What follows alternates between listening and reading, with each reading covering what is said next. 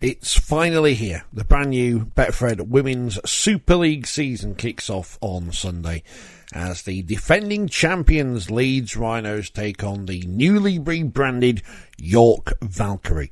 Welcome to the 4020 Not Live podcast, official, unofficial Women's Super League preview, where we speak to some of the clubs involved. If your club's not involved in this podcast, it's not my fault.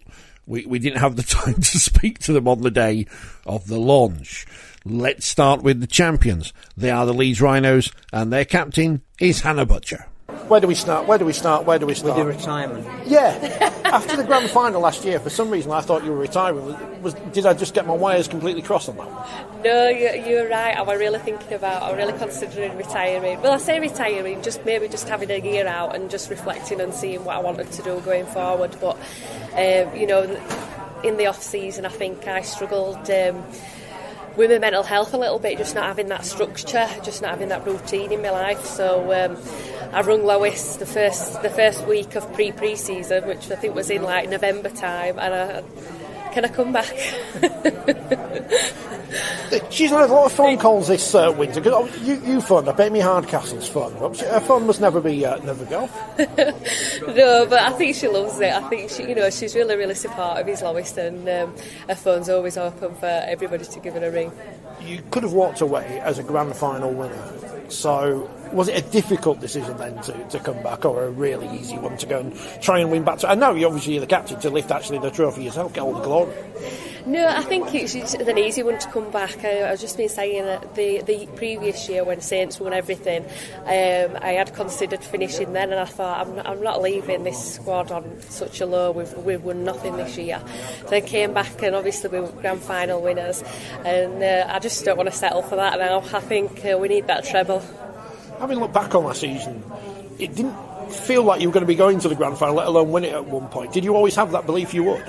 Oh, definitely, yeah. We don't stop believing, and that's what it's all about. We just got to train a little bit harder. I think the girls really, really stepped it up. We're just hoping to be a bit more consistent this year with his performances. Louise Fellingham was the captain. She scored a try in the Challenge Cup final. Courtney Winfield-Hill, captain, scored a try in the Challenge Cup final. You fancy scoring a try at Wembley? Oh, it's a dream. Yeah, of course I fancy it. Whether it happens or not, that's a different story. But I'd be happy for any of the girls within the squad to get them tries over when we make it to Wembley. It is a massive carrot at the end of the stick, isn't it? Everyone dreams of Wembley, but now it's actually coming to fruition for the women's game. Yeah, I think how amazing that we could potentially have that opportunity. It's something that we'll definitely be aspiring to make it there, and I'm sure it'll be a great couple of days out, which will be a bonus. What kind of captain is Hanna Butcher then compared to Lois and Courtney in the past? I think I've learned a lot probably from them both. Calm and Courtney was very calm and composed. Lois, as she is now, if she wants something, she tells. She's very straight talking. So if I can take a little bit of both with me, that'd be good. But yeah, I want to be calm and composed. I just want to be a good role model for the girls, and I want to push us on, and I want to win the treble this year with them. Your vice captain, Caitlin Beavers, is she the most experienced 21-year-old in the game? I don't want to get her age wrong. Yeah, definitely. She's brilliant, is Caitlin. She'd have actually loved it being here today if she could have been. But yeah, how amazing her career has been at Leeds in particular. Obviously, she plays for England as well, so I know there's a lot of little girls that dream of becoming the next Caitlin Beavers. Big signings this year. Pressure means nothing to you, does it? Surely. No, well, obviously, I think we've made a bit of a statement with the signings. I think we know what people within the league know what Amy Hardcastle can do. I think having watched Georgia Hale play for New Zealand at the World Cup, I was just blown away. I think she was just absolutely faultless, just a real workhorse. We've obviously got Bethan Dainton as well. She's a Welsh Union international. She had her first run out with us in a pre-season, and she did fantastic on Sunday. So yeah, we've made some really, really good signings. probably one for the coach more than you, but a surprise Amy Hardcastle wearing 11 rather than in the centres. Oh yeah, I know it's probably been a bit of a change. I think when she approached Lois about coming to the team, she wanted some new challengers, and I think she's definitely got that this year. But I think Amy's one of them players you could play her anywhere on the field and she would shine. So yeah, Amy Hardcastle for fullback. She might kill me saying that. But the big question is, with these high-profile additions, what position are you going to play in this year? Are you now an out-and-out centre? Yeah, I am this year. I'm an out-and-out centre, so I've been given the number 4 shirt. It's been nice to get a pre-season at centre under my belt this time. I think last year I had the 13 shirt. I think I played one game at 13, a couple at second row, and then I was put at centre for the Challenge Cup final, I believe. So yeah, I was a forward, then I was a back in the blink of an eye, and I think I just made do with it, whereas this year I've really pushed and I'm really trying. Opening game of the season, you get to run out at Headingley. There'll be a huge backing because, again, it's a double header. How important is that to give you a real impetus to start the year? Oh yeah, it'd be great to get that win for his first game. I think Leeds have put on a great day. There's going to be a lot of entertainment on. It's going to be a family day here, so hopefully can get a lot of families down, a lot of young girls down if we can. But yeah, to be at home as well, we need to set the platform. I think we get this win against York, and we're in good stead for the rest of the season. Just in terms of the captaincy again, I know you're playing it down a little bit because that's the kind of person that you are, but bringing in a New Zealand international, bringing in somebody of Amy's reputation, how important do you think it was that Lois rewarded someone who's been there from the beginning by making you the captain? Oh, I don't know how to answer that one. I don't know how to answer that one, to be honest. I mean, it's a great accolade for you, but also it's like being seen to do the right thing, to reward the people that have been there, rather than just giving somebody who's new to the team the armband. Yeah. I'm still a bit weary on how to answer that. I don't know how to answer it. It's always good. First question I've ever asked that nobody's been able to answer. Well, I'm not very good at media, I'll be honest. Well, you guys know, you know this. But was that a problem then? You've been given this role, you're now going to have to speak to people all the time and answer daft questions. But this is the thing. This is the first challenge in it today, media day. I've never put my hand up for anything like this, and I think Courtney's just naturally brilliant in environments like this. But it's surprising when I've been speaking to some of the girls for the other teams. I'm not the only one who feels like this, so we're in it together. I think you might have to get used to it if you're lifting trophies. Oh yeah, definitely. I'm willing to get used to it for that. One of the interesting things in the early part of the season is looking at how the brand new halfback partnerships across the league gel together. Leeds and York have new halfbacks, as do St Helens. And speaking of York, here's their chairman, Clint Goodchild, who spoke to us at the Betfred Women's Super League launch about how important the women's team is to Rugby League in York. Clint, it's the brand new Women's Super League season, York Valkyrie, newly rebranded. What was the thought behind that rebranding in the first place? It was a pretty simple one, mate. It's about giving young girls right through the ability to see themselves in an icon. I'm not going to ask the men to play for the princesses, so I'm not going to ask the women to play for the knights. Simple as that. A successful year last year, winning the League Leaders' Shield. How important is the women's team to the whole of the York organisation? Well, I think it's important to the whole city. There's a real opportunity there for York as a city to have, a team competing at the top of a competition, and that just happens to be the Women's Super League. So from an organisational standpoint, we're just hoping to incrementally get better and better, as the seasons go on. There's no secret we like silverware, but who doesn't? So we'll keep going for it. This is where I looked at Phil, but I'm sure I know the answer to this anyway. York would have been, the women's team last year would have been the first ever York team to finish top of a Rugby League top division, so they're leading the way for the men in a sense. Yeah, absolutely. Silverware's a winner, isn't it? So, the whole club's really trying to, get to that stage. obviously it's a great opportunity this season, brand new Super League season, but also the Challenge Cup final moving to Wembley, and anyone involved in rugby league, that is the biggest prize of the lot to walk out under the arch these days, and for the women a great opportunity to go there this year. It's exciting for everyone. I think it's extra incentive, isn't it? So the players, I think from all clubs can see that as kind of a, to be the first, but just have the opportunity, it's the opportunity of a lifetime. We're about to go into a new era for rugby league in this country. Where does the women's game fit in with everything else in this new IMG sphere of influence? I think IMG are, they're the best at sports and entertainment in the world. I think we'd be silly not to listen to what they have to say, but I think they'd also be silly not to see where the growth is. When you look at the women's game, whether it be, I'm just looking at York as an example. Commercially, there's massive growth there for us this year. Attendance-wise, I expect those numbers will continue to climb, in attendance as they did last year. You look at the World Cup, that's the biggest crowd that stadium's ever held, and that was Women's Rugby League. And then you look at, the viewing numbers on BBC and Sky. If they're a business to the nature to which I think they are, I think they have, a good grip on what the opportunity looks like moving forward. And in Lindsay Anfield, a coach, a director of rugby, who's been there, done that, got everything, and hopefully will take you to further glory this year. Yeah, there's no one more passionate, and as someone who gets to work with her, on a daily basis, it's great. You can't help but feed off her energy and her commitment. There's an obsession there that we share, and it makes it easier to get up and go to work, and it probably makes it challenging in some ways because we want to get it right, and it is something that we have to incrementally grow organically, but we're just trying to put as much horsepower behind it as we can.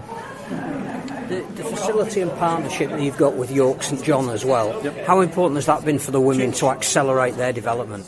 Oh, it's huge. It's huge for the club. When I wasn't here, obviously, years ago, but, when you talk to people at the club who have been through the full journey with York for the last 20 years, former players, coaches, the GM's been there pretty much the last 10 years. It's such a pivotal moment when that York St John partnership was formed. It was before the stadium was built. It gave us a real sense of home, even though we were playing out of various places, to get together and have an area where you could call home. And now that partnership's just grown and grown. We have Holly Dodd, who is a student, and that was something that came together, and we're able to bring an education to her through rugby league and through the club as well in partnership with them. AJ Towse, he's another one who's a student at York St John, and it's just a partnership that's growing from strength to strength. We're really excited to get them on the camera. Yeah. Looking forward to marketing the club to North Yorkshire as much as the city of York, which is something that you've proved you can do with the big games. Does it help to have a women's arm to be able to do that? Is there a new audience out there that you can attract? Absolutely. I think, again, we go back to looking at the pure numbers of it from a business standpoint. The growth is in the women's game. The participation in junior numbers in the community clubs, the interest that we have from a corporate standpoint, the participation in hospitality from women now is going through the roof. And, we've got to find different avenues to bring talent to York. So to me, to jump in and be another one on the corridor trying to develop talent, probably, we're not going to be at the top of the pecking order. So we've got to get creative, and we've got to get in the car, and we've got to go north. We've got to go to these areas that are, I consider, rugby league areas, but we've got to bridge that gap, not wait for them to come to us. So, that's a part of what we're doing development-wise for the women and the men. You mentioned today the link with Uganda, which again is showing that you're thinking beyond just the boundaries of the city. And Lindsay's going to head that up, and I believe you've got a party going out there later in the year. How important is that as well, to just get the York brand known as far and as wide as possible? Oh, there's an element of getting the York brand out, but in all honesty, I think it's more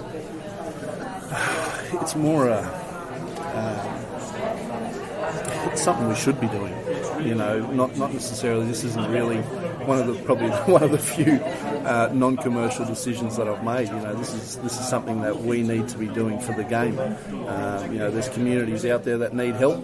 It's less about putting our brand in Uganda and putting our brand in the papers and on the various social media channels. It's more about it's the right thing to do. I don't want to say goodwill, but we certainly understand that they're in need. They need some direction. They need some help. So we're not just willing to give funds. We're willing to give, people. So we're going to be flying out, people to help put that together, and that changes lives, mate. And that's what sports gives you the opportunity to do, isn't it? To influence people and show them a different way to go about things. After winning the Betfred Shield in 2021, it was a bit of a baptism of fire for Huddersfield Giants into the Super League Group 1 competition last year. Plenty of lessons learned, as their captain Bella Sykes explains. Bella, what can we expect from Huddersfield in the Women's Super League this year? I think it's just a new start. I think obviously last year wasn't how we wanted it to go, but we've learnt a lot from it. We took some heavy defeats, but we know that resilience and that strive to continue we were going to bring on to next year. So I think bringing that alongside a new coach, new structure, new players, I think it's exciting. Yeah. A massive step up, isn't it, into those big games against the big teams. What were the main lessons you learned from those? I think it's just to keep going no matter what. Some games we didn't even have enough players to raise a squad. The last game against St Helens had to be played. It was postponed from I can't remember what it was, so it had to be cancelled for some reason, but we only had 12 players available. They had a full team of England players. When you're coming up as a 17-year-old, it's daunting, it's awful, it hurts, it's not nice, but I think we know that it's never going to get worse than that again. So sort of bringing what we've learned into this season, we're strong, we're ready to go. So yeah. As a young squad, that resilience, is that part of the building process to build a great team? I think definitely. I think we've all learnt so much from that, but now it's exciting to think we've got this new structure, we know what we're doing, we can go into these games confident in our own ability and not doubting ourselves like we were last year. What are you hoping to achieve personally from Rugby League this year? Personally for me, it's just about taking a bit more of a leadership role. I think I'm still young myself, but I've had 3 years experience with this team now, so I think I've got a lot to offer. Obviously I was in the England Knights last year, so for me personally it's building on that, getting into that squad again, and if not, pushing on to the performance team eventually at some point. So that's it, we are now 3 years away from the next World Cup. 2 years. 2 years away from the next World Cup. 2.5. It's coming up anyway, so you want to be there or thereabouts when it comes down. Definitely. I think even if it's not making the team, it's pushing them players that are already at that level, and I want to be better than them. Players have set the level now, but I think us as Giants, we want to do more than that. It might not happen this year, it might not happen next year, but give us 3 or 4 years and we'll be up there. Yeah, outside of being able to clone Jodie Cunningham or Caitlin Beavers or whatever, it's just about building and slow incremental builds, I guess, as they say. It is, yeah. I think it's creating our own identity as a team. Every team is different. York, Saints, Leeds are all different, but we're also different. We've come on a different journey to them. I said earlier, they've never been put through what we've been through. They've never lost that heavily. So I think us doing that and learning from that, we can only get better. It's only a couple of years ago you won the Shield final here, so you know what it's like to win silverware as well. Definitely. We had a really good season, we had a good run through then, and I think that's kind of at the back of our minds all the time, that we have earned our place in Super League. We deserve to be there. We're not just kind of there to fill numbers, we're there to have competitive games and be competing against the top teams. Yeah. What's your recruitment been like this year? Because every team has obviously made some quite high profile and significant signings. How do you feel your squad's looking? I think we built up the squad. Obviously we've lost quite a couple of players throughout the year. We lost a few, obviously we had Shona Hoyle and players like that at the start. Those players kind of left for obvious reasons, but we've kind of recruited a lot from Wakefield and other clubs, rugby union players. We often attract quite a lot of them, so it's just working with them and just building them into our squad. But they've built in nicely, and I think we've got a young enough squad but pretty skillful, so I'd back us to do really well this year. Yeah. And in terms of aims and ambitions, clearly we've heard a couple of teams on the stage saying they're going for Super League 1. Yeah. What are yours? I think our aims are just, like I say, to compete. We've got kind of Warrington and Wigan, who they're winnable games for us. We have to win them games, so it's making sure we're kind of prepared in that aspect for those games, but also knowing in the bigger games to back in our own ability and kind of go into them games confident that we can compete at least, if not get a result. And what about the Cup? That's group stages. Do you fancy your chances in that? Can you see a couple of winnable games there? Yeah, massively. I think definitely quarter-finals, semi-finals, we're looking to be there. Your top 6 teams in the Super League, they should really be getting through to the quarters and the semis, so we aim to be there, definitely, yeah. Wigan Warriors won the grand final back in 2018 and made the playoff semi-finals last year, narrowly losing out to York. Their captain is Rachel Thompson. She's got a hat-trick in that grand final win over Leeds back in the day, and she's hoping to be back on the pitch sometime soon. Rachel, how are things going for Wigan ahead of this brand new Betfred Women's Super League season? Yeah, we're looking really good. Pre-season's been really tough. We've got some new appointments in RS&Cs from the first team, which has been really good. A lot more professional, a lot tougher, but the girls are looking in really good shape. Made the top four last year, pushed York really close in the semi-finals as well. How do you close the gap on those top three? Yeah, I think that just shows, how far we came within the season. So for us now, it's just about building on from there and kicking on. We've got some really young, talented players come through that have been a great addition to our team. So I'm excited to see them play, and I really think we can be up there and competing. What's the main aim? Is just to compete, get those competitive games under the belt, and push those teams and hopefully get some wins down the line. Yeah, obviously we want to compete, but also we don't play to lose. We don't turn up and want to lose games, and we want to win, and we want to win that silverware, and we believe that we can. So that's going to be our aim for the season. Only a few years away from winning the grand final at a very wet and windy Manchester. Do you have any great memories of that game? Yeah, that was a great day for the club, and a great day for the girls. And we've had a taste of it. We know what it feels like, but we've also got a lot of new players that haven't had that. And we want to share that success with them, and they're just as eager to win some silverware. How frustrating has it been sat on the sidelines for so long? Yeah, it's been hell at times. It's been a long 19 months. I've been in some dark places, but I've got a great group of girls around me, and the coaching staff have been really good, and the club have been so supportive that even when it felt like there was no coming back from it, and maybe it was time to hang up the boots, I was always reminded that it is possible, and they sort of kept me on the path to where I am now, and I'm just so grateful for, I suppose, being surrounded by the right people. How important has it been that in the club environment, even though you can't play, that you're still part of the squad?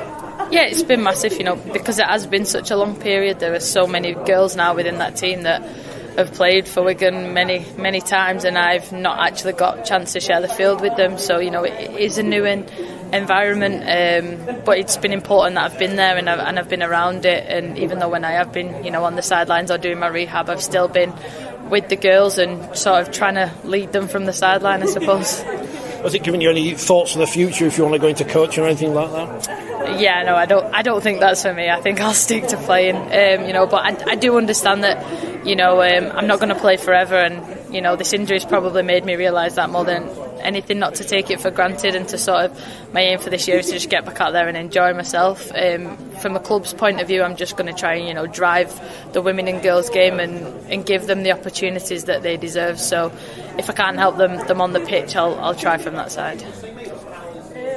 Sky are featuring games between the top three teams. How much of a motivation is that for you to prove to them that you should have been covered as well? Yeah, it's, any game on Sky is great for the women's team. Frustrating that we don't get out there to show what we can do.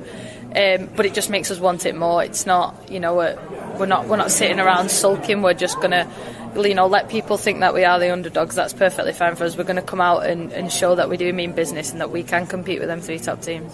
And Wigan are one of the clubs that have fostered this one club mentality. They have all sections of the club training with each other.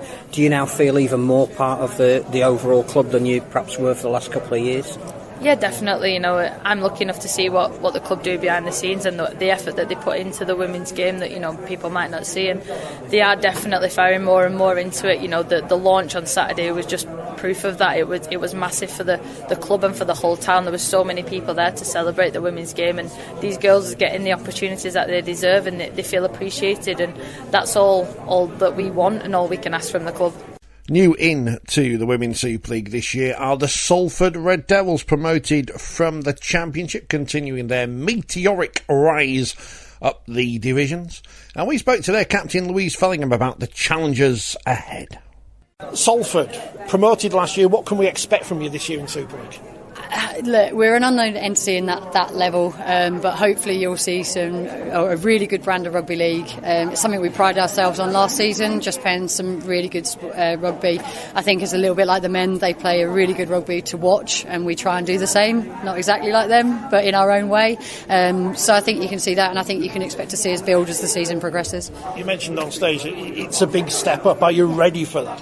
I think so. I think we're all, conscious of the fact that it is a step up. We've been working super hard in pre-season. We started pre-season before Christmas. We've been ramping up as the weeks go on. We're under no illusion it is going to be tough. We're going to be going up against some really well-established sides that have been together a long time, not just as a playing group, but as a team, as a club. And we're new. We're still new. So we know what's coming, and we're fully ready for it. Sort of new to Super League. You're almost pretty much new to rugby league as well. How did that come about? Yeah, look, I started playing under 2 years ago. I played a lot of team sport, whether it's football, hockey, netball. Moved up north because obviously rugby league's not really a southern thing. And after COVID, wanted to get back into sport, and a coach, a friend, sort of kept pecking at me to come down and try. So I did, and then here I am. I mean, everyone's going to ask about what you take from firefighting to rugby league, but what do you take from netball or hockey into rugby? Mind you, those are more violent sports than they appear, aren't they? They are definitely more violent, more physical, and I think that's it. It's the physicality from those different sports. So in football, for example, I was a goalkeeper, so I can catch sometimes, which lends itself to rugby. Different shaped ball, but ultimately it's still the same process, isn't it? Netball, again, catching, moving, those type of things. And I think it's just being able to pick up team sport and the tactical elements of those. I watch a lot of rugby league, so I gain that knowledge there as well. And hockey is just hard as nails. It's funny enough at school getting hit on the ankle with the ball. Where's the accent from? That's not a Salfordian accent. No, it's definitely not a Salfordian accent. I'm definitely Salfordian through and through now, though. Just going to throw that out there. Ipswich way, so down south. Did you know much about rugby league before you came up here? So I started watching rugby league a couple of years before coming up here because of a partner at the time. So probably since about 2015 I've been watching sort of pretty much. Did you find it quick to pick up the game then? Obviously, as you say, coming from different team sports, was it easy to pick up and play? Yeah, I think rugby is one of those sports that there's a lot of different sports that have transferable skills. You see players that have come from different sports and are now playing at a really high level, and we're not just talking rugby union, the other sports. So I just think that naturally, especially in women's sport, we've had to try different sports and until we find the one that I guess we're the best at or really love. And women's sport's progressing. So nowadays, if I was now a 9-year-old me, I'd be in an academy or a scholarship somewhere, hopefully. So firefighting. I mean, rugby's hard enough. I tried it at school. I was no good. What goes through your mind wanting to do that? Again, I just like to push myself. So I joined the fire service, actually London at the time, 11 years ago.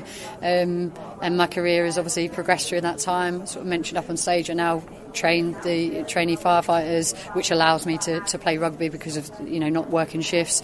But I think it's just sort of like a mentality side of things. You can push yourself to limits, and I think that helps with rugby, and especially as captain, because ultimately if I'm not prepared to push myself, then I can't expect everyone around me to do the same. So.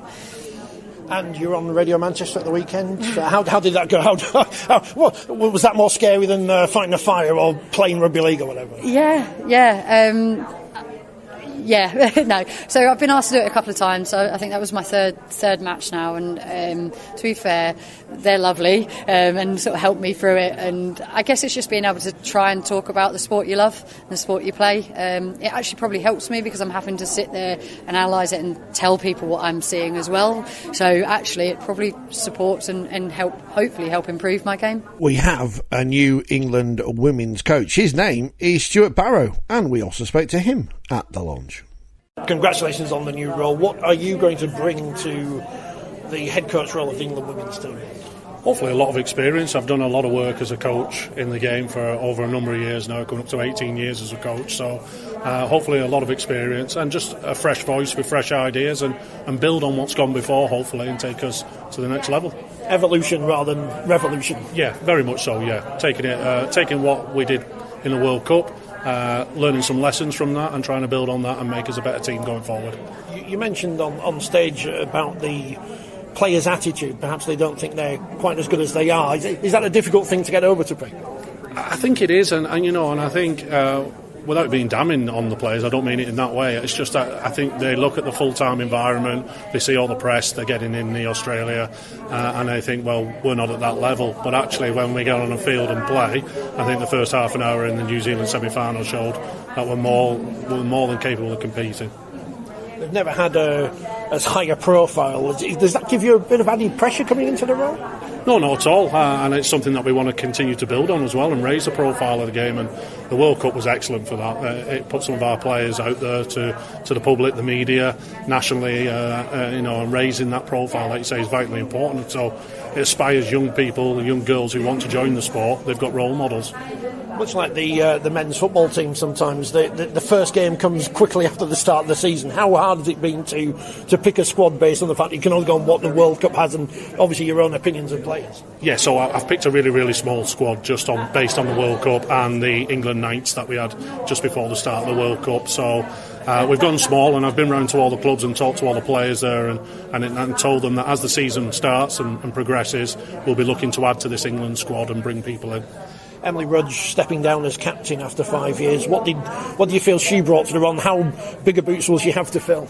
Oh, massive boots for the new captain to fill, but I think Emily will be able to go and continue now without the pressure of being captain and just focus on playing for England and give her a bit more freedom. She did a marvellous job, absolutely marvellous job, and like I say, especially after the first World Cup was cancelled, because for our players to really build up for that, and we did a lot of sessions as an England group, for that to be cancelled quite late in the day was obviously a bit devastating, and for her to bring the group back together and then take us to a World Cup semi-final was outstanding. It's important to have those kind of players if she's still going to be in the squad around to help with the new captain. Yeah, and the new captain I'm sure will lean heavily on Emily and tap into her experience and take advice off her as well, and Emily will always be a leader amongst the group, so it's great. France up first, who obviously played Serbia a couple of weeks ago and a big win for them. Have you learned anything from watching that game?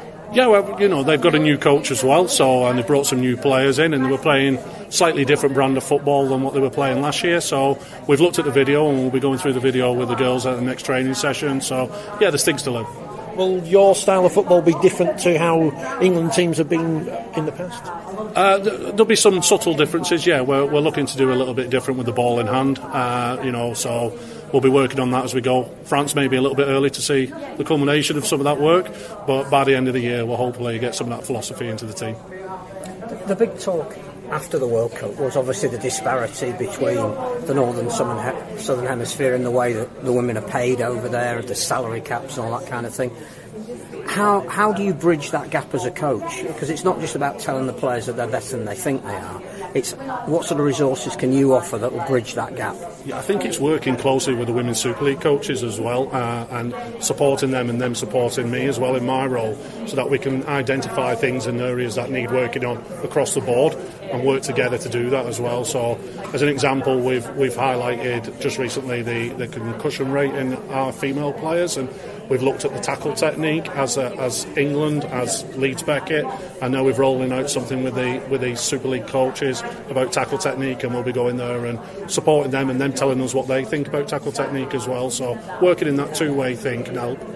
In terms of fixtures coming up as well, clearly the French one is going to be on telly, that's great, but you'll want, I would imagine, a much more extensive international programme.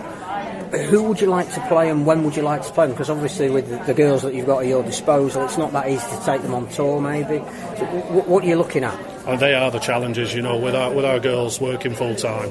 They have to take a lot of time off work to even just train for England in this country, so to go on tour. But that is the ultimate aim. I would be looking next year to visit the Southern Hemisphere and get that challenge that we need. So that's what we'll be looking to do. This year we need to continue the international programme, and hopefully the men and women will have a game at the end of the season in autumn as well. You brought a couple of women back who weren't in the performance squad last year for the World Cup. How important has it been to re-engage those kind of personalities? Yeah, and credit to those players, because when selected for England nights, they didn't hesitate to rejoin the programme. Worked really hard at the nights, really played well against the Cook Islands, and as well as playing really well for the club side as well. So they warrant their inclusion back into the performance squad, and I think they're very excited to be back in it. And the domestic season about to kick off. Obviously, you would like all the clubs to be competitive at the moment. We're looking at 3, maybe 4, if Wigan can get back to the kind of standard that they were at. How do you see the game growing? And as the England and performance coach, what would you like to see from this season?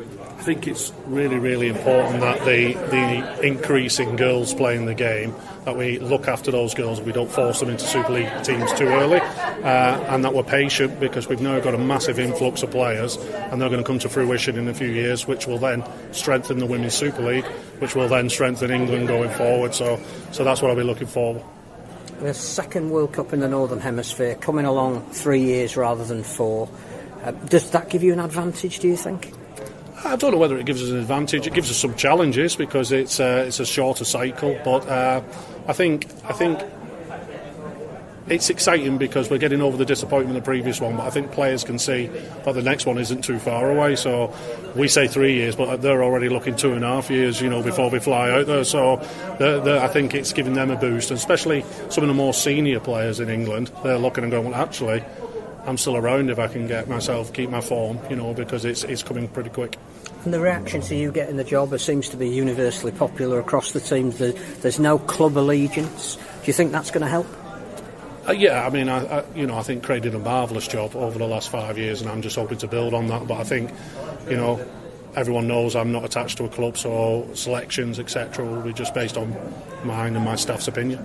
Let's end this with a bit of an exclusive then. We caught up with the former England captain Emily Rudge earlier this week. St Helens face York in a week or two's time. Well, week after this. In their opening game of the Betfred Women's Super League season, looking to get back on top of the mountain, having won the Challenge Cup last year. The season ended in disappointment, losing to Leeds in the semi-finals of the playoffs. We speak about a load of things. Here she is. It's Emily Rudge.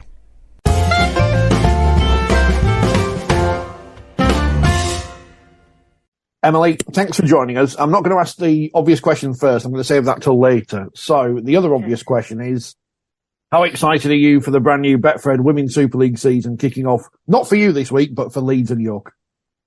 Yeah, really looking forward to it, actually. Really looking forward to us kicking off against York in 2 weeks' time. But obviously, as you say, really looking forward to seeing Leeds and York go head-to-head on Sunday. Should be really interesting to see. I know, obviously, they've got quite a few new recruits in Leeds, and York finished the season really well last year. So, yeah, it'll be interesting, and looking forward to seeing them two teams come up against each other. Long year last year with the World Cup. How are you feeling physically and mentally after that long year of rugby league?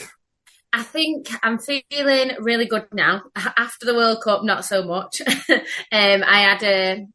I needed a break after the World Cup. It was really intense, and I think with the delay as well, it was like 2 full-on years where we were just like building for the World Cup, and it's all we sort of thought about, all we sort of worked on, and it was so intense. And I really needed a break after that World Cup, so I just didn't even think about rugby after the 19th of November until about January, and then it took me probably a week, 2 weeks to actually get back into training. It was hard going back after a long break, but now, we've had a really good pre-season at Saints. Really enjoyed Matty Smith being coaching us and having some like new, fresh ideas. So yeah, pre-season's gone really well, and I'm feeling really good from it. So looking forward to starting in 2 weeks' time. Can we expect to see a slightly different St Helens this year? Because you've lost some of your more experienced players, but you've drafted in some under-19s. Will that show on the field? I don't know, a bit more energy or youthfulness? Well, yeah, I think it really will. It feels a lot different at Saints this year for me. I think we have lost some of our experience.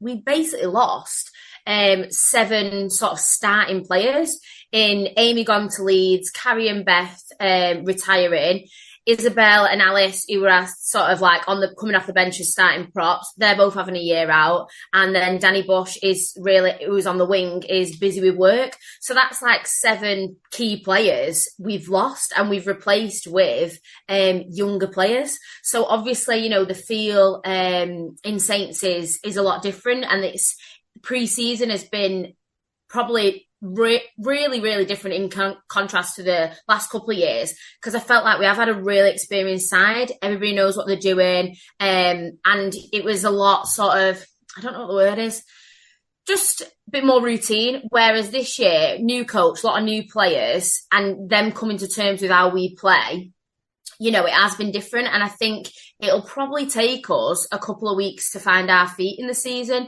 especially for some of them young girls who have not really experienced playing open age. They've only played in under 19s. This will be the first open age season. But it is really exciting because we had a pre-season friendly against Bradford on Sunday, and some of those girls really stood out and even surprised me after training with them for so long. I thought, wow, they've really stepped up in this game. So that is exciting, and I'm really looking forward to them sort of making a name for themselves, hopefully this year. And the season finished on a disappointing note. Clearly you won the Challenge Cup. That was a great afternoon, but that was sort of mid-season, and it petered out towards the end. How much does that now weigh on you and act as motivation?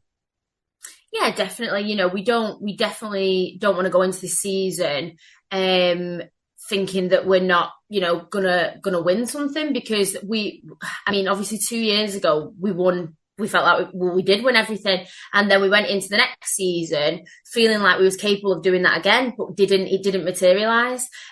So I think, that does give us a drive, especially for those older girls. I think for the younger girls, they weren't part of that last year, and their motivation is probably quite different. They just want to, do well, make a bit of a name for themselves, represent the club really well. I think for us, more experienced players, we definitely want to compete. We know how strong Leeds and York were last year, and probably even stronger this year. So we definitely want to go and compete against those teams. And I'm looking forward to the fact that the games will be a lot more competitive this year. 2 years ago, it was not easy, but we were comfortable. Whereas this year, I don't think we're going to have that same, feeling of being comfortable every game. And we are going to have to really play our best when we come up against these teams if we want to get the win.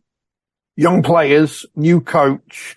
We keep being told about male coaches. They have to acclimatise to the way that women, I don't know, act is probably the wrong word, but you're a different breed to men. How is Manny Smith getting on? I don't know the right phrase to you, but you know what I mean. Yeah. How is Manny Smith getting on? Yeah, I totally know what you mean. I think it is very different, and I think for him, he'll probably admit that himself, that only ever being around, men and male teams it is very different when you come into a women's team. And I think what's really good about Matty is he's got so much knowledge, so much experience, and he really does pass that on to us. But I think he's probably took him a few weeks learning how to deal with people in the team, and the difference that women bring. And I think also just the where the women's game's at, it's very different to the men's at the minute. And, I think he's probably seen that firsthand, that we do have to, fight for things at the club that we don't get given straight away. The men get given these things, and whatever it might be, supplements, extra kit, things like that. And they're not given to us like they are to the men. And Matty Smith's like, oh, you don't already... that's not already something that you have. And we're like, no, actually. So, he's sort of experienced that firsthand, that we're developing, and the women's game is getting so much better, and the support everything is improving, but it's nowhere near, where the men are at. And I think that's been maybe a bit of an eye opener for him as well. The men have rebuilt many times over the last decade or so into this team which wins championship after championship after championship. I don't think that they've ever had to go through, as you say, having 7 players, first team players, all disappear at once. Obviously, you had that good result against Bradford in the friendly. Do you feel the team's gelling ahead of the start of the season? Yeah, I do. I do think we're gelling. I think it'll take time. I don't think that we're at that stage where we probably started the season last year. Like you say, we've lost a lot of experience and new players in new positions, and you're having those like new connections. I'm used to playing with Amy in my centre, and now at England and at Saints, and now I've got a different centre, a different halfback.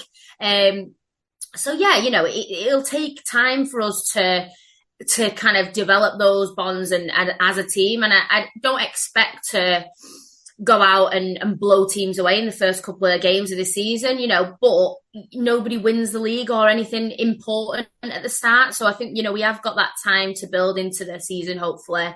And, I think that it'll be an interesting start for those young girls, because York is going to be one of the toughest teams we face, and to kick off the season with them, it should be a good marker for actually where we're at.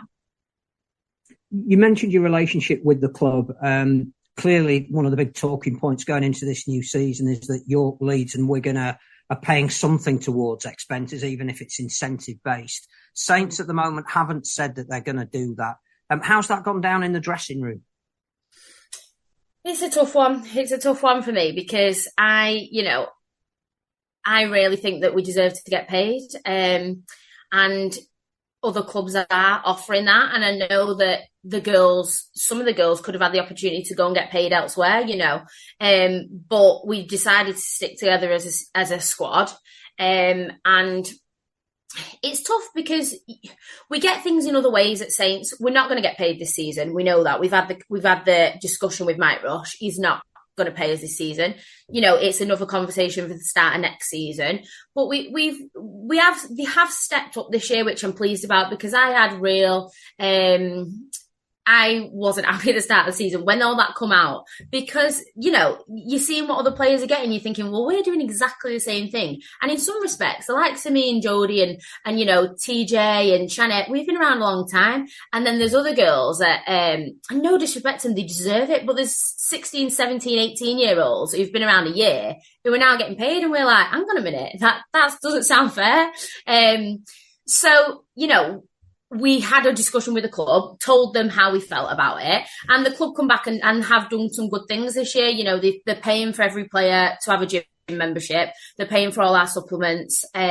We've got really good other support in other ways, which we didn't have last year, medical support and nutritional support. So I think, it's better in the sense that last year we were paying out for those things. I was paying for my own gym membership. I was paying for my own supplements. So this year I'm not doing that, which, yes, it's not a payment to me directly, but it's definitely meaning that I'm not having to, put my hand in my own pocket to play for the club, which I don't think we should have to at this point. I think the game's got to a point now where, like you say, teams are getting paid. And I think that it's only going to get better, get more money, better sponsorship. So I think we're in this really tough position at the minute where it's like limbo. We're still working full time, but we want to get paid for the club, but we're not professional. So, it is a difficult situation. The club have been good. I think, I always think all clubs can do more. I'm outspoken and always demanding more. Even when I get a bit back, I'm like, yeah, but what about this? What about that? So, I mean, I'm probably harsh on the club, really. But yeah, we'll see what happens next year. It should be interesting, because I think the league is going to set out new standards, and hopefully, it'll be more of a requirement rather than an optional, which it sort of is at the minute. So yeah, we'll see. It should be interesting. So perfect captain material, and I'm sure we'll come on to that subject in a little while. But yeah.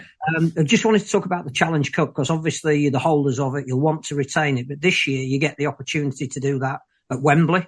Now, again, there might not be a cash incentive attached to that, but what an opportunity to play in the National Stadium. That must really fire you up. Yeah, I think for me that's the big goal for this year. I think, if we don't win anything else, I definitely want to get to Wembley. What an opportunity that is. How exciting. I've been going to Wembley since a young kid. Me and Jodie played for school in the national championships, in the school championships, and we went and walked around Wembley about 4 times, and loved it, just soaking in that atmosphere from such a young age. I've just got a real sort of love for Wembley and for the Challenge Cup. So to actually play our final there would be unbelievable. So yeah, I think that's a big goal. And I think if we do make it to that semi-final, I think that'll be the biggest game of the year for us, really, because you know that is actually what you're going to get to Wembley or not. And I think, you know, obviously then in that final, that's a different ball game altogether. But just to get there and be the, you know, one of the women's teams who get to first experience that, I think that's really special. So hopefully, you know, Saints can do the job and get there this year. It does feel a bit like 1895 all over again, but instead of the men trying to get money, it's the women now. It's taken a long time for equality, and isn't even there yet. The captaincy then, let's talk about this. We'll talk about the World Cup first, because, as you say, it was a long build-up. You mentioned, you know, feeling drained after it. I mean, I certainly didn't want to talk about rugby league, and I was just talking about it, let alone running around on the field.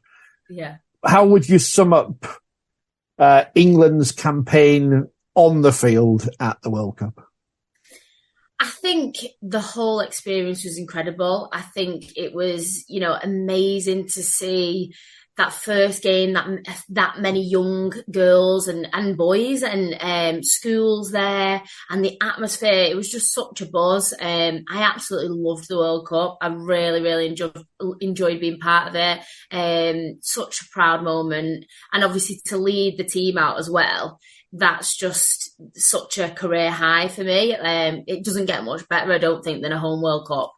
Obviously disappointing with how it ended. I really, really felt that we had the potential and the capabilities to get to the final and to beat New Zealand. And I think we did well in that first half, and then things just, you know, didn't materialise the way we probably wanted, and we didn't probably play how we should have done in that game in the second half. So, you know, it was really disappointing, because I went into that game full of confidence, and I think a lot of the girls did as well, really thinking that I'd basically spent 2 years dreaming about getting to a World Cup final, and all that build up. And I told, you know, how many times I thought about being in that World Cup final. I can't even tell you. So when it doesn't happen, that's like such a downer.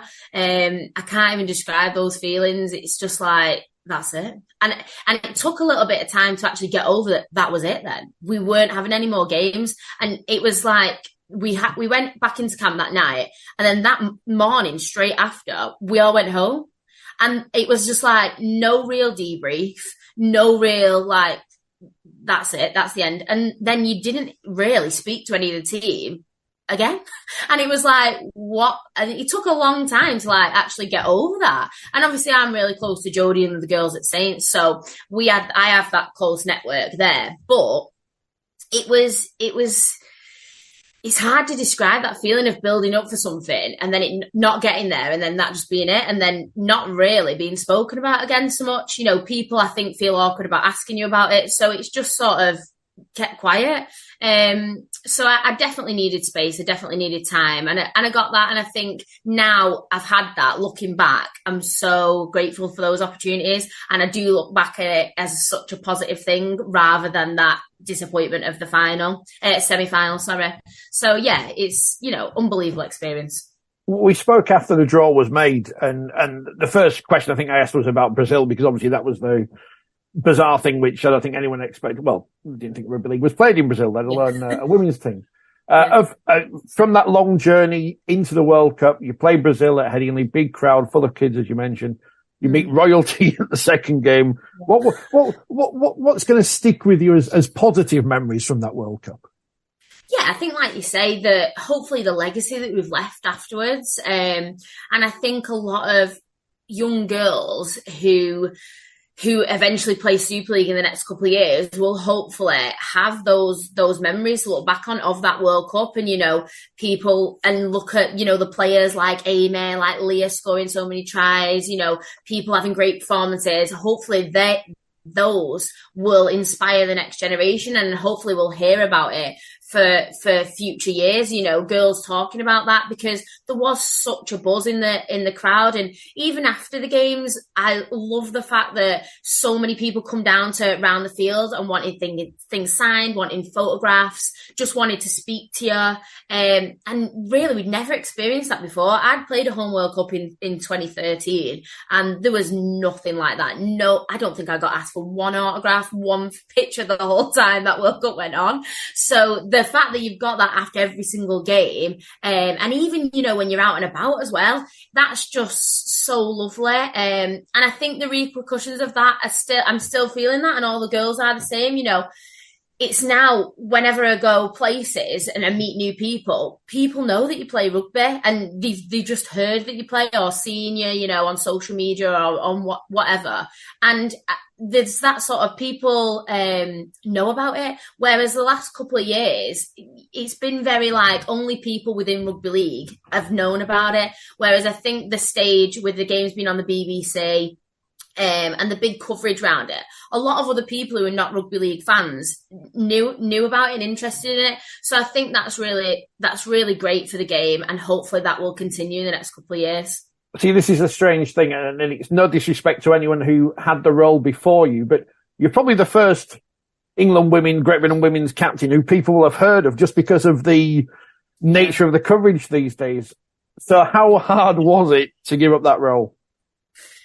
Well, you know, it's difficult, you know, because I know it says that basically Stu had come in as a new coach, and before Stu had even come in, Craig had the conversation with me before the World Cup, saying that, you know, when a new coach takes over, it's likely that they'll want to pick a new captain. You know, they'll pick other new staff and have a new captain as a fresh sort of start, and that's really what's happened. It's not so much I've decided.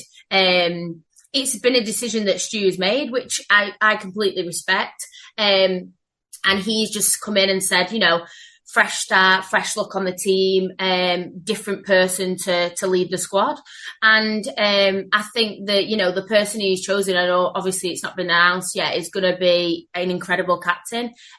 So that's really exciting for the England team going forward.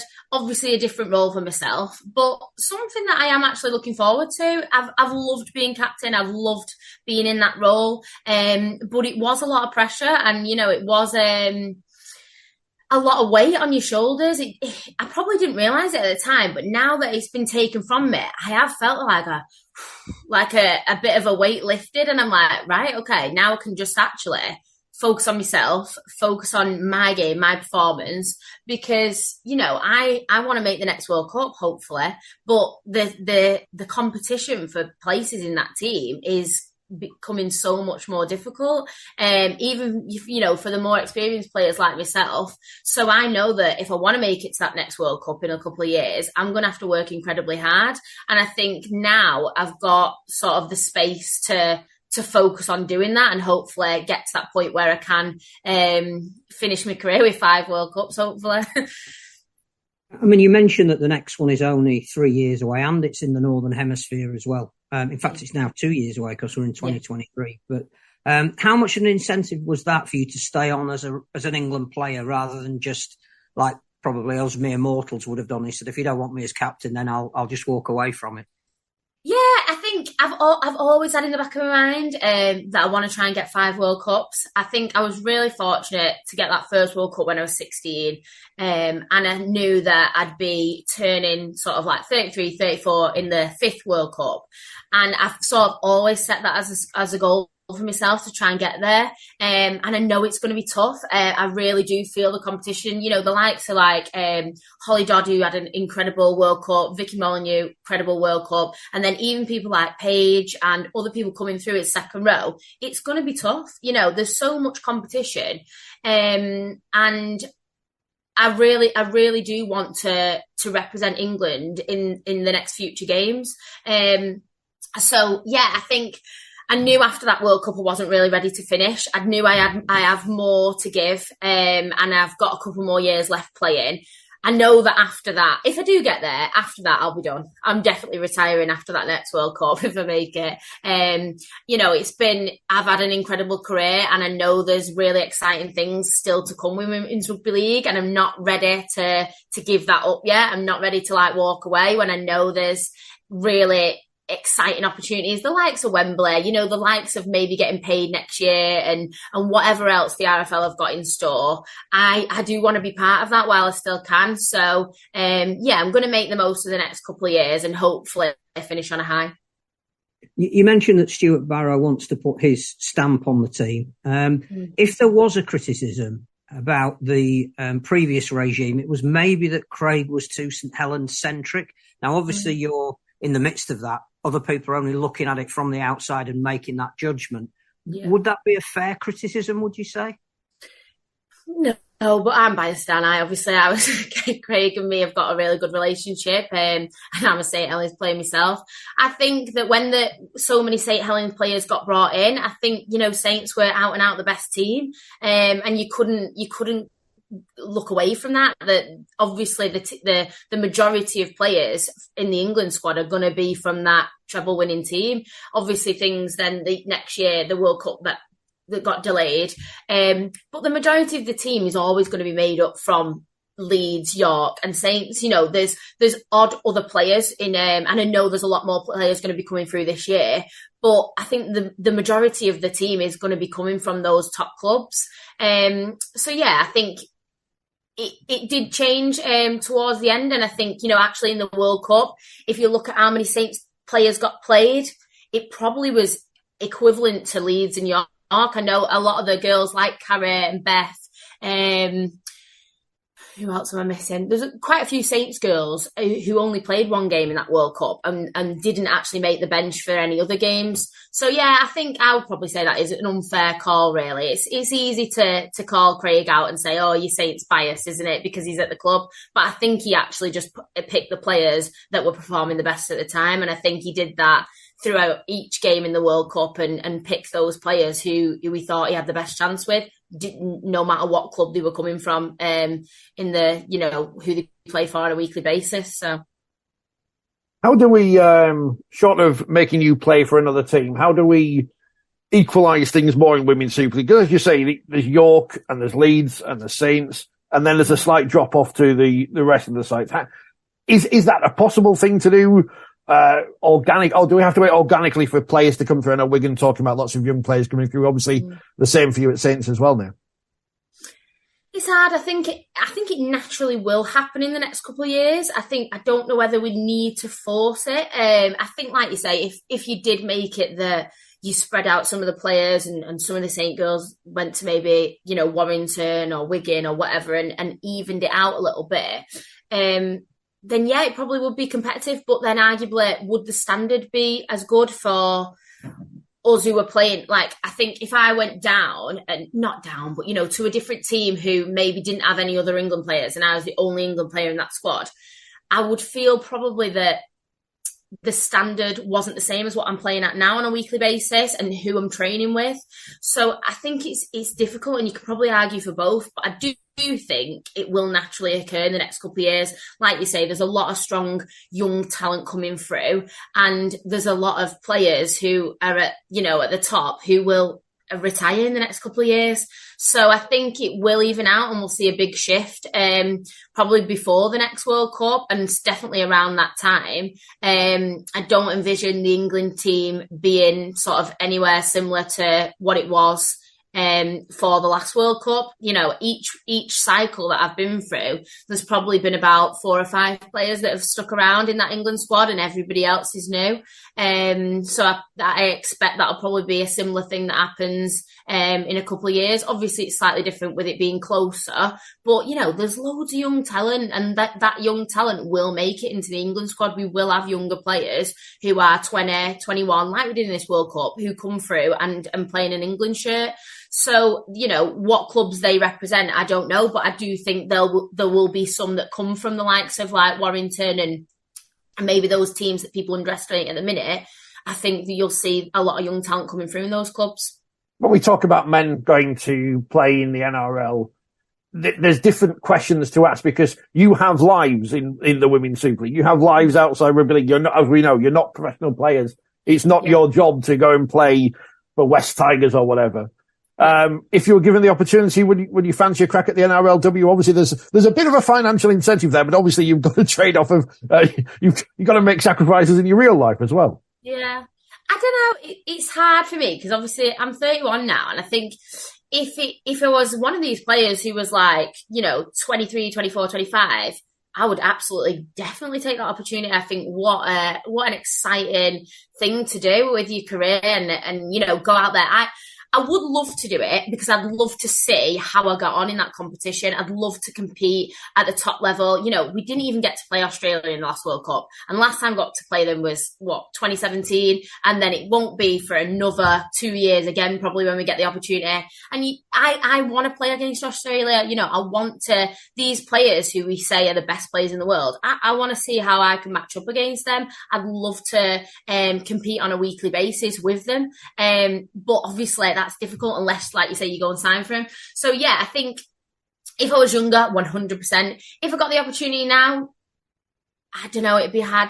Like you say, it's a big life change when you've got like a house and a dog and all the rest of it. Then you just move over there. It's like, well, actually, hang on a minute, I've got a load of responsibility here. So it'd be a tough decision, but yeah, I would love to see how I could get on in that competition. I mean, clearly we want the elite players to stay here because we want to grow the competition. You've already said that you think that talent will be coming up from the bottom. But in terms of England, would it help our chances to narrow the gap with Australia and New Zealand if some of our younger top players did go out and play in the NRLW? Yeah, I think it's hard because if you lose them all, then probably the standard then goes a backward step in the league here. So I think it's hard, isn't it? They probably would raise their game out there and it definitely benefit them individually.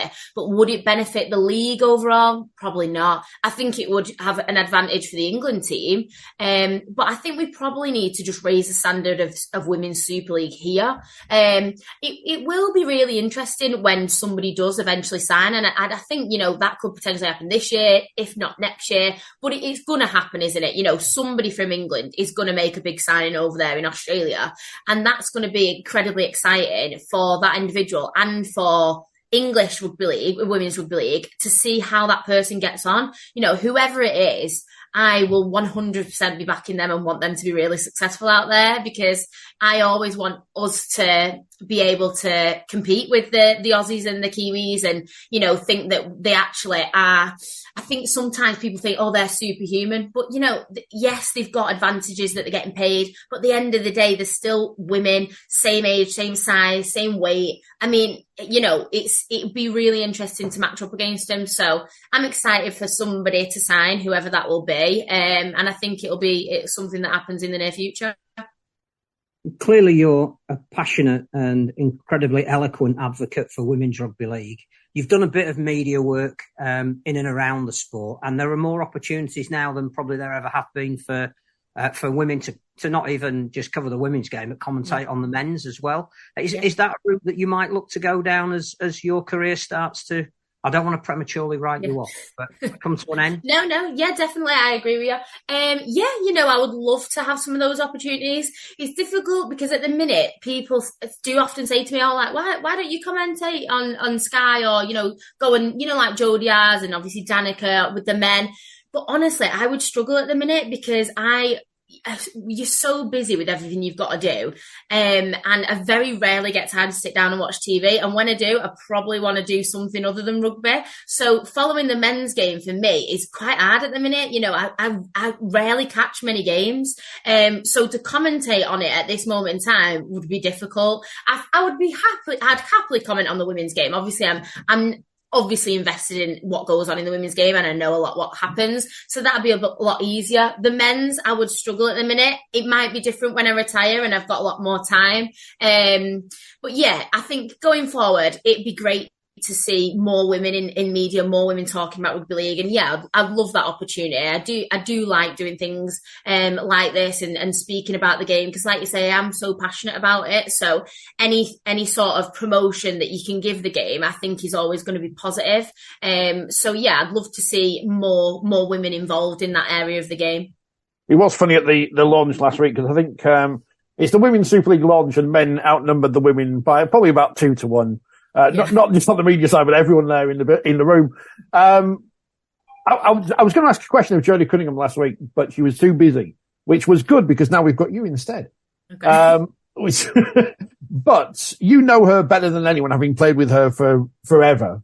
Yeah. What's her best position on the field? Because no one seems to know. Do you know what it is? Well, she's one of these players. She started her career, Jodie, and she was just like utility player for any position. So everybody always had her in the squad because she could cover any position. And I think that has been such a strength of hers. She hated it at the start because she wanted to be the best at one position, and she used to get so frustrated that she wasn't getting picked and she'd be put on the bench for England games, really. And she wanted that one position. She wanted to nail down a position. And now I think she's realised that actually that's such a strength of hers, that she can play in a position. I think for me, I love her at fullback. I loved her at fullback. I thought she was incredible fullback. But actually, I think 13, she's played really well there as well. So probably either of those positions. I think if you ask Jodie, I think she'd probably say she really loves playing 13. She does like being in the forwards. She always says that, she thinks she could play second row. She could even play prop and maybe finish her career there. So I think she loves training with the forwards. And I think she would probably say that playing 13 loose forward is her favourite position. What would be the summation of where Saints will be this year? Obviously, say a changing squad, change of coach. What are your expectations? What are your hopes for 2023? My hopes, like I say, are that we get to Wembley. I think that's the big goal. But I also hope that we find our feet as a squad, and these younger players who, are going to be experiencing the first year in the Women's Super League, I hope that they really thrive off that experience and that opportunity. And I hope that we really see some incredible new faces that you've never heard of before, you've never seen play before. And people start talking about these young girls and saying, have you seen that kid at Saints, that kid at York, Leeds, wherever it is. And, we start to hear about more women and more girls in the game. Because I think, you often talk about the same sort of players who've been around a while. It'd be nice to start to see some of these younger girls really make a stamp on the game. And I think for Saints, we've got a lot of girls who can potentially do that. I'm looking forward to starting the season because I'm looking forward to seeing how we get on as a squad. It's very different this year for us, but I know we've still got that strength in the experienced players, and hopefully we can help those younger girls to get up to that same standard, and we'll really compete this year. I hope that we do. We do win some trophies and we make it to Wembley and we have a really, really good season. So, yeah, we'll see what happens in this first game in 2 weeks' time. The France game comes up very shortly after that. It's very early in the season to have an international. If you were Stuart Barrow, would you be saying, I need to give some of these young kids that you're talking about a run out, or would you stick with the core of the team that played in the World Cup and is going to be there for the World Cup? To be honest, I think you probably will need to stick with a lot of the players who were in the World Cup. Obviously, there'll be some there was some new faces brought into the England squad anyway, like the likes of Sinead and a couple of other players. But yeah, I think that the basis has got to be around that World Cup squad, because I know that France are going to be tough. I've heard that they've recruited really well, and with the World Cup being in France, I think they've got a lot of rugby union players who are interested in playing league. So I think they've got some good players coming in who we've maybe not seen play for France before, which I think will strengthen that squad. So it's difficult. I think you will like to give some of the younger girls a run out, definitely, because you do want to see them in an international game and in an England shirt and how they cope with that, the new pressures of that. but I think you'll probably need to keep some of that experience to make sure you secure the win. So it'll probably be a mixture of the two. But I'm hoping France have, strengthened their side, and it's a more competitive game. We need that as an England squad. We don't get the joys of playing Australia and New Zealand on a regular basis, but we can play France on a regular basis, each year, multiple times. So I hope they do strengthen, and I hope it's a real competitive game for us as an England squad, and I think that'll put us in good stead going into the next World Cup. We have found the equality point for men's and women's rugby league in England. Neither play Australia or New Zealand too often. Emily, thank you very much for your time. Congratulations on your career so far as England captain and now going on into the future. And the best of luck with St Helens. And thanks for your time and best of luck for the season. Thanks very much, guys. Thanks for having me on.